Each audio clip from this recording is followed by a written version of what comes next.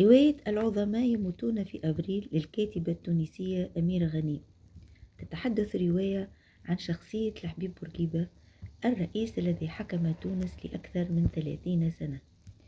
الحكاية منقولة على لسان الزعيم بورقيبة وهو على فراش الموت، فيستحضر ذكرياته.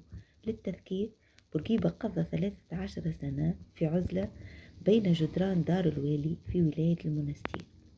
تناولت الكاتبة في هذه الرواية حياة بورقيبة من طفولته لغاية 1955، تاريخ عودته من فرنسا بعد إمضاء وثيقة الاستقلال الداخلي لتونس. نتعرف على بورقيبة بسلبياته وإيجابياته. في الرواية الكثير من الجرأة عندما تتحدث الكاتبة عن الحياة الخاصة لبورقيبة في علاقته بزوجته الأولى مفيدة، ووصف الجانب الحميمي في علاقته بزوجته وسيلة. تطرح الرواية أيضا الجانب السياسي في حياة بورقيبة وحسابات السلطة وعلاقته ببقية المناضلين في تونس.